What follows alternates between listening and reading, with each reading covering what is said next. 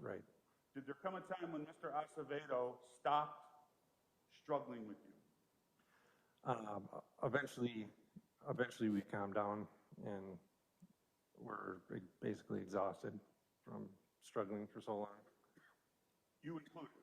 Right. And what did Mr. Acevedo do that demonstrated that he was exhausted?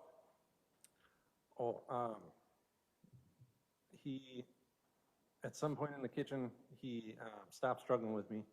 So, or he stopped trying to stand up. So I stood up, I got my cell phone out and I dialed 911. I'm going to play that call for you. Okay. Just want to remind everyone in the gallery, no reactions are allowed. I've seen some reactions. If I see one more, that person is leaving.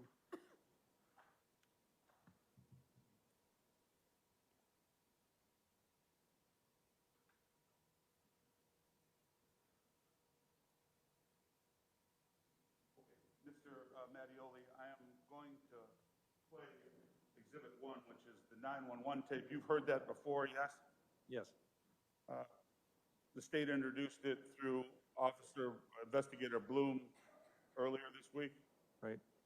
All right, we're going to go slowly because I want you to describe for us what was going on throughout this call. Okay. We are at the point now where Mr. Acevedo has stopped struggling with you. You stood up and called 911. Is that what you said? Right. All right. Can you put the system on my computer?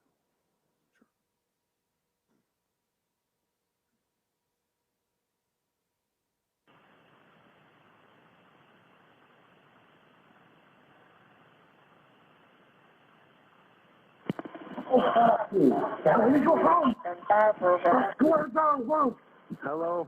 Yes, 911. Hey, Al. Who says hello? That was me. And is that the 911 operator that says 911? Right. Thank you. I'm a police officer, and I need help over at my house. What's that? Is that you? Yes, it was. And what do you tell the 911 operator? I said I'm an off-duty officer and I need help at my house. And what did you mean by that? Just what I said. I needed help. I needed somebody to help me over there. Help you with Mr. Acevedo. Correct. Because he had just attempted to steal from you and punch Mr. Peters in the face. That's right. Okay, please. Who's gonna have the? What is the address? Hello, what is the address? Oh yeah. Hello? You hear, oh yeah, fuck you, do you hear that? I do. Who's that? That was me. And are you answering the 911 caller? I'm sorry, are you answering the 911 operator? I don't think so. At that time, I lost control of my phone. And so you believe that you no longer are in control of your phone? Right. And Mr. Acevedo, was he still prone on the ground? He was when I made the call. When I first made the call, I was standing up over him. I was watching him and I was making the phone call and he was yelling some things. And then after I said I'm an off-duty officer, I need help, that's when he tried to stand back up and I tried to get him to stay down where he was. All right, Mr. Acevedo was able to hear that you were calling the police, asking them for help to come and assist you. He did, because he was right, I was right above him. Okay, please.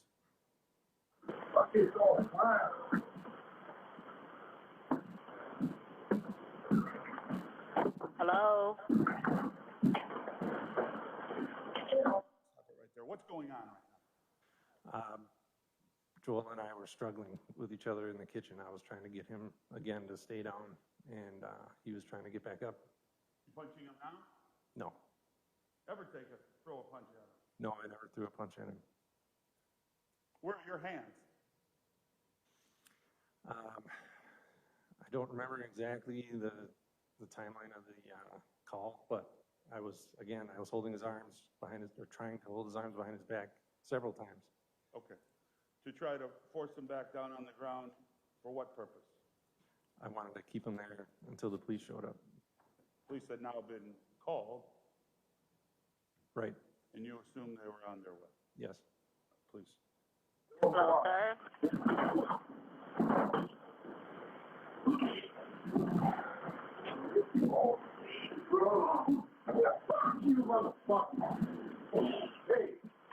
Hello.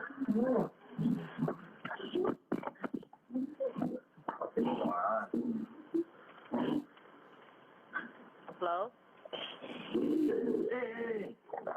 4502 West Cleveland Avenue. 4502 West Cleveland Avenue. What's that?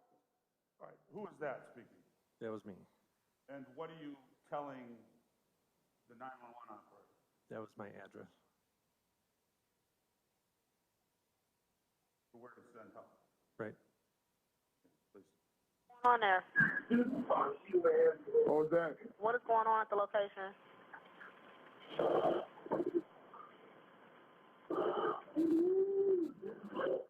4502 West Cleveland. What is going on there? There's a man that's attacking us. Who's that? That was Christopher Peters. And is Peters repeating your address to the 911 operator? I think he did, yes. And are you continuing to struggle with Mr. Acevedo as he resists your attempt to keep him on the ground? Right. Please. The man, police officer's house. This man is attacking us.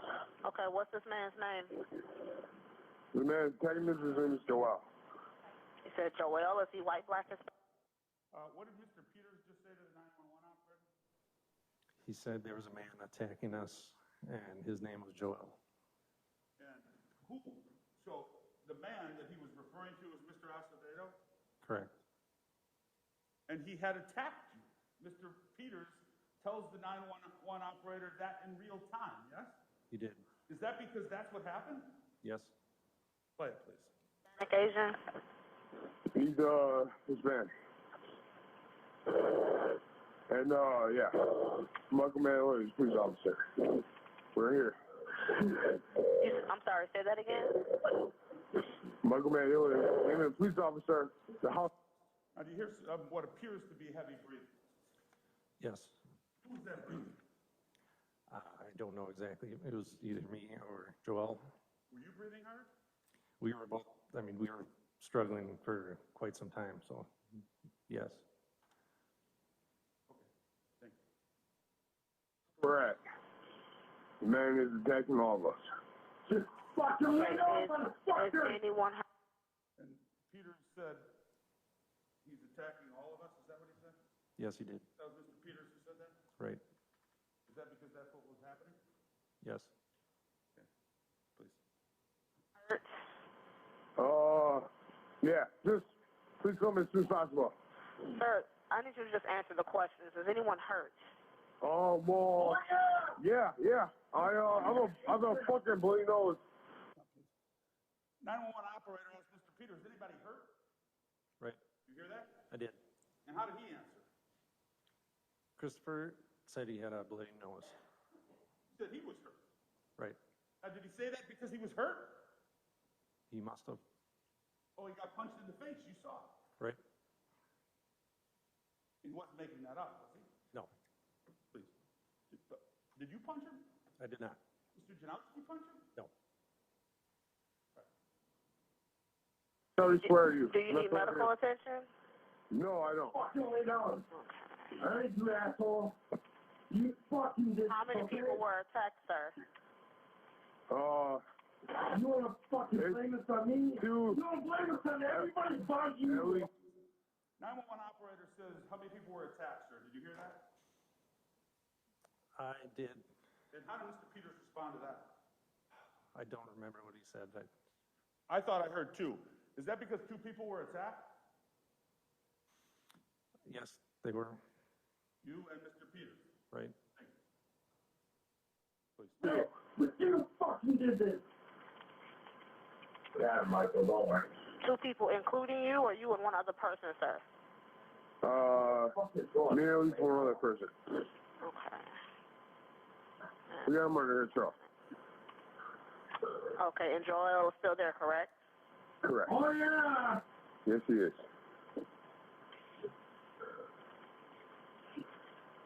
And your name? Yeah. I'm Chris. Chris? Yes, ma'am. Okay, Chris. 4502 West Cleveland Avenue. Is this a single family house? Oh, yes, ma'am. All right. We got help on the way, okay? Thank you very much. All right. All right, what did she say at the end of that call? I think she said help is on the way. Her on the way, help is on the way. Did you hear her say that? I did. What did you believe what was on the way? I knew the police were on their way. Okay. So, is that what you wanted? Right, that's why I called. Why? Why? Because Joel was, I mean, I just saw him trying to steal from me, and then he started assaulting people in the house, so, and he was refusing to leave, so that's why I called the police. And you were waiting for their help. I was. And did Mr. Acevedo want to leave? No, When given the opportunity to do so, did he leave? no, he did not. How many times do you think you asked him to leave your home when he refused? About 15 times. I just kept yelling at him, yelling, get out of my house, get out of my house. Initially, were you keeping him there against his will? No, At what point did you try to restrain him? only after he started throwing punches, And chaos ensued. right?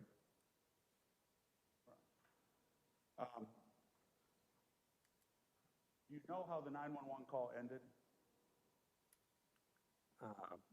Christopher had the phone, so I don't know exactly. I mean, I heard it just now. They You said, didn't say hang up the phone or anything like that. no. And where was Mr. Janowski at this point? I don't know the exact timeline, but at some point during the struggle, Andrew Janowski came and held down Joel's legs. Did you ask him to do that? No, Did you say grab him, get him, hurt him, punch him, choke him? no, I didn't say anything like that.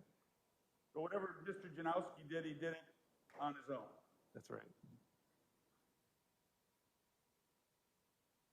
And during the struggle, do you ever check to make sure Mr. Acevedo is okay? I did. Tell us. Eventually, after our fight had toned down, we calmed down a little bit. I know I was exhausted. I checked, I looked down, I saw that he was breathing. I checked, I saw the rise and fall of his chest, and I thought, okay, fight should be over. I know the police will be on their way. I thought everything was good. All right. And where were you physically in relation to Mr. Acevedo at this point? I was on his back, And were you on his mid-back, low back, or upper back? upper back. And where were your knees? My knees were on the ground, straddling him. Grounded on either side of Mr. Acevedo's shoulders? Right. I'm sorry. My knees were down more towards his waist area. But how about your legs? Were they grounded on the ground or were they on Mr. Acevedo's back? No, my knees were on the ground. And where were your hands and arms? I had my hands down.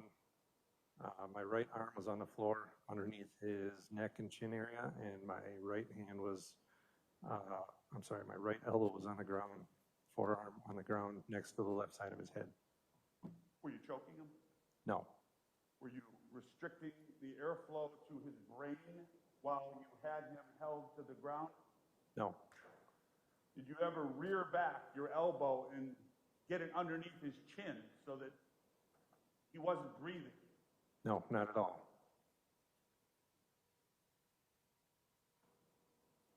Were you up almost over his shoulders, holding him until the police could arrive? Yes, that's fair.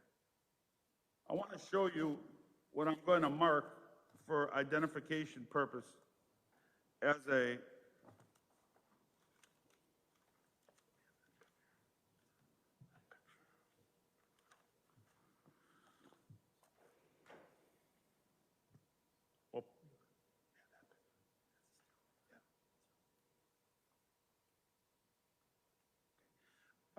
let's go to the video, it's easier. Oh, there it is, thank you. I put on the screen the video from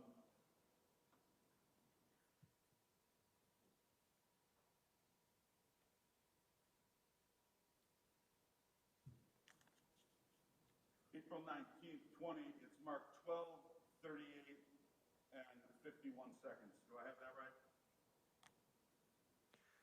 I believe the date is right, but that time cannot be right. No, I appreciate that. I'm just identifying the part of the video. Right, You see that? I do, You see yourself in this photograph?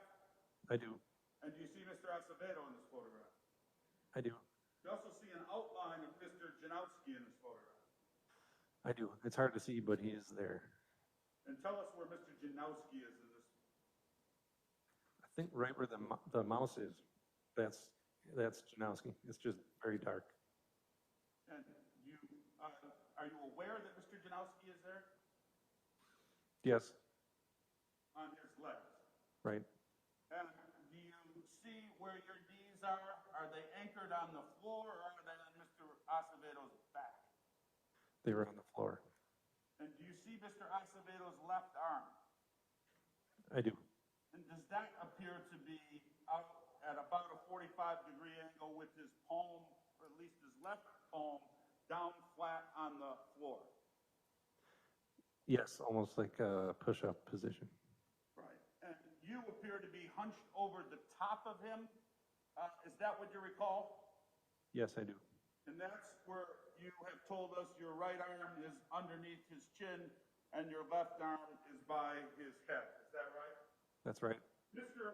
Mattioli, did you ever lock your right arm with your left hand around Mr. Acevedo's neck at any point during that struggle?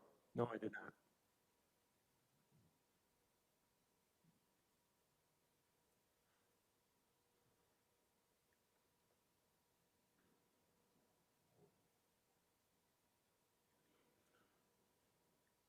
Was your full weight, body weight, on Mr. Acevedo's back at this point? No, because I had my knees and my elbows on the ground. So what is on Mr. What part of you is making contact with Mr. Acevedo? I guess it was my torso area. Your chest is making contact with what part of Mr. Acevedo? His upper back.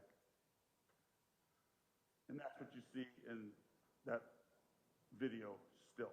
That's right.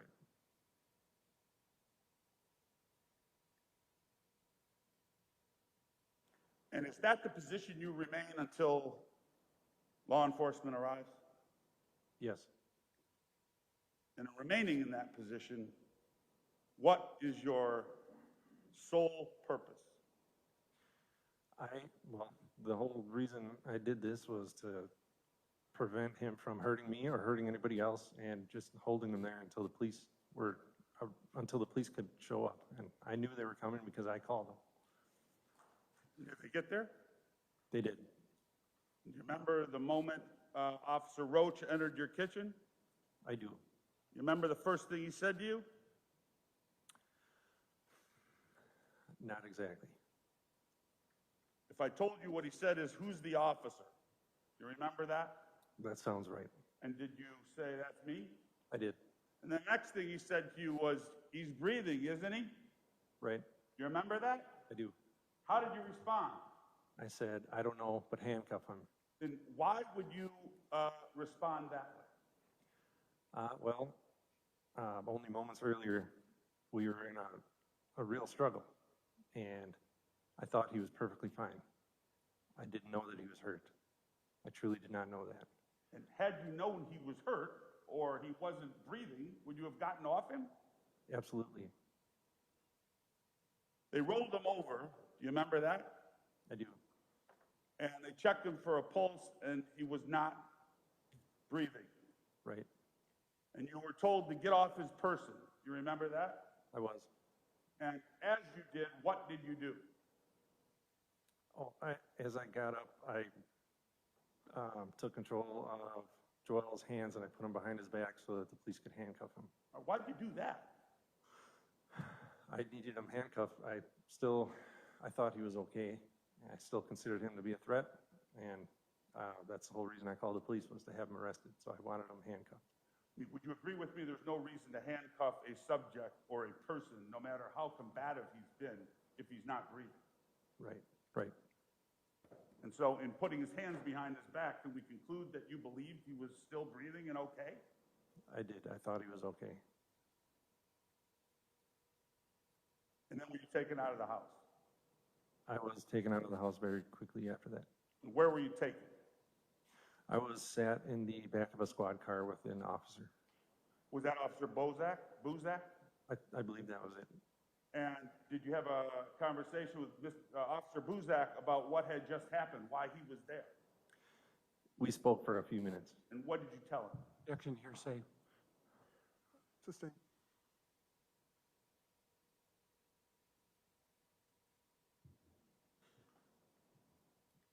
Were you respectful to Officer Buzak? I was. Did you answer his questions? I did. And did you remain in Buzak's car for the rest of the day? No, I was only with him for a few minutes, I think, and then I was transferred to the back of a different squad car with a sergeant. That's Sergeant Dolkowitz. That's right. Dolkowitz. With a D. And what were you told by Sergeant Dolkowitz about why you were being placed in a sergeant's squad car? I don't exactly remember. They didn't tell me much. They just told me, sit here and stand by. Now, since you had been awakened by Mr. Acevedo and been in a struggle with Mr. Acevedo, had you yet used the men's room? I did not. Did you have to use the men's room at that point? I did. At some point with that sergeant, I did have to go to the bathroom. And did you tell the sergeant that? I did. Once? No, I had to tell him several times before he would take me. Did you tell him you were about to have an emergency unless he got you to the men's room? I did. And was then he able to satisfy your request? Yes, he took me to District 6 so I could go to the bathroom. How far is District 6 from your residence? About a mile or two, not far. And you were able then to use the facilities, and then did you return to the scene or remain at District 6? He brought me back to the scene. And did you remain in Sergeant Dolkowitz's squad? I did. For an hour? No, For 2 hours? no, For 3 hours? no. For 4 hours? It was about 4.5 or 5 hours, I think. In Sergeant Dolkowitz's squad? Right, At the scene? right. And what's going on in the scene while you remain in Sergeant Dolkowitz's squad? There was a huge scene of police there. They had my whole street taped off. The news media was there already. The chief showed up. Everybody was there, basically. And what did you think was going on? I knew there was a big scene going on, but I didn't quite understand exactly why.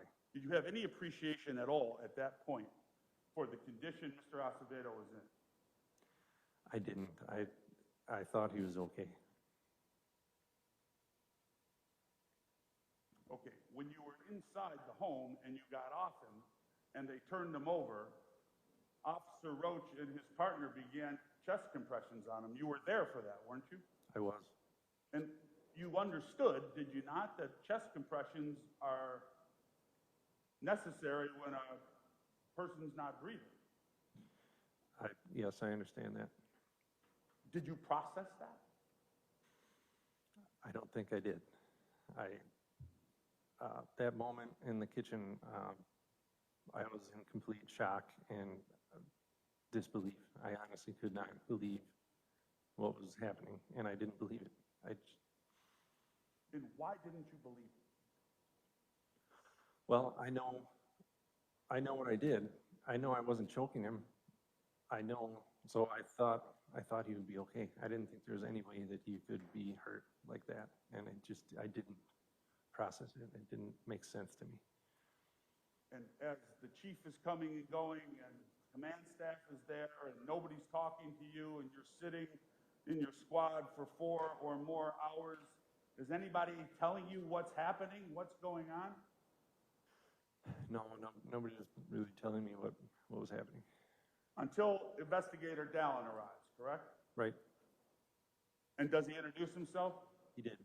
And how do you respond? Very poorly. Very poorly. To be sure, were you rude, I was rude. vulgar, I was. offensive, I was. angry, I was. Very. and most of all, frustrated? Yes. Did Investigator Dallin deserve that? No, he did not. Well, tell us what was going on in your world at that point.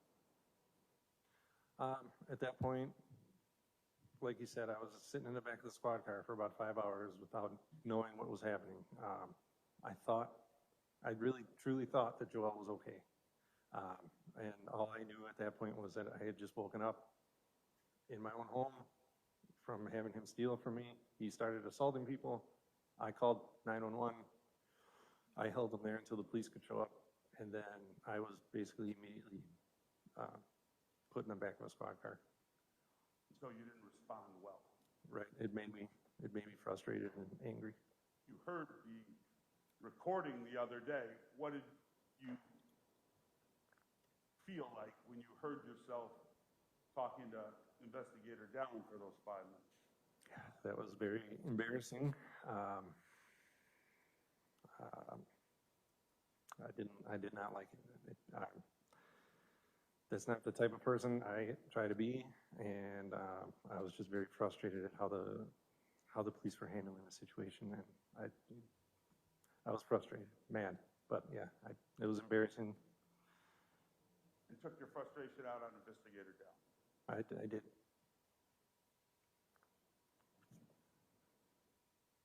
How long did you remain at the scene?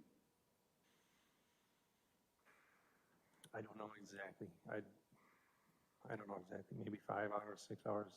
I'm not sure. No, I'm sorry. How long did you remain at the scene with Investigator Dallin? I don't really remember.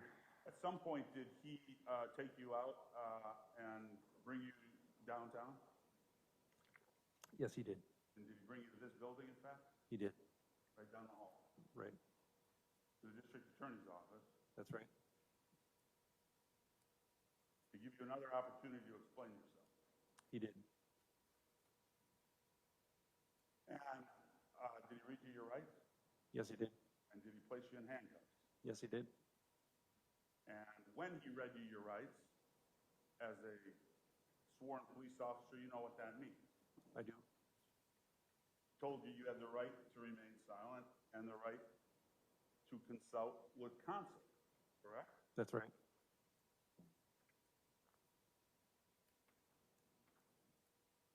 And that you were free to talk to him if you wished.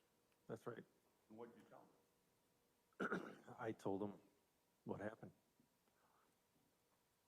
You told Investigator Dallin what had happened that day. That's right. And when you did, were you honest with him? Yes, I was. Did you tell him the truth? I did. And from that day, have you told the truth consistently? Objection, relevance, hearsay. Overruled. Yes, I've told the truth this entire time. And when you told Investigator Dallin that Mr. Acevedo awoken you by going through your pockets, did you tell him that because that's what happened? Yes. And when you told him that you asked Mr. Acevedo to leave your home and he refused 15 times, did you tell him that because that's what happened? Yes, that's the truth.